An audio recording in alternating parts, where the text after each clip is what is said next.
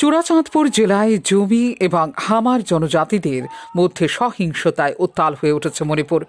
সহিংসতায় হামার উপজাতির রূপই পাকুমতে নামে একজনের মৃত্যু হয়েছে বলে জানিয়েছে স্থানীয় প্রশাসন। এক্ষেত্রে আহতের সংখ্যা প্রচুর বলে জানিয়েছে প্রশাসন।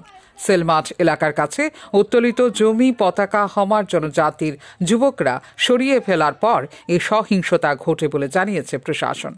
সহিংসতা রোধে বুধবার সকাল থেকে পতাকা মার্চ করে নিরাপত্তা বাহিনী। এছাড়াও ধরুণ কুমার আবেদন করেছেন এবং বলেছেন যে জেলা ম্যাজিস্ট্রেট প্রশাসন সকল নাগরিকের নিরাপত্তা নিশ্চিত করতে কাজ করছে বলে জানিয়েছেন চূড়াচাঁদপুর জেলার ডেপুটি কমিশনার।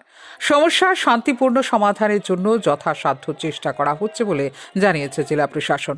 উল্লেখ করা যেতে পারে, আইনি ও মানবিক সহায়তা জোরদার করার জন্য সুপ্রিম কোর্টের 5 জন বিচারপতি মণিপুর সফর করবেন 22 মার্চ। প্রতিনিধি দলের মধ্যে রয়েছেন বিচারপতি BR Gavai, Vikram Nath, MM Sundaresh, KV Viswanathan এবং N কোটেশ্বর সিং। 9 ফেব্রুয়ারি ইস্তফা দিয়েছিলেন মণিপুরের মুখ্যমন্ত্রী বীরেন সিং, যেখানে 13 ফেব্রুয়ারি রাষ্ট্রপতি শাসন জারি হয় মণিপুরে।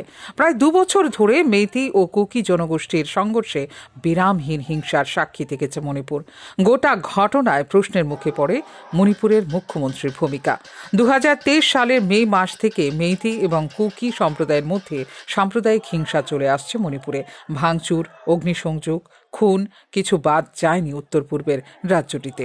সব মিলিয়ে সরকারিভাবে প্রায় 300 মানুষের প্রাণহানি ঘটেছে এখনো পর্যন্ত। ফিউরো রিপোর্ট, নিউজ নাও।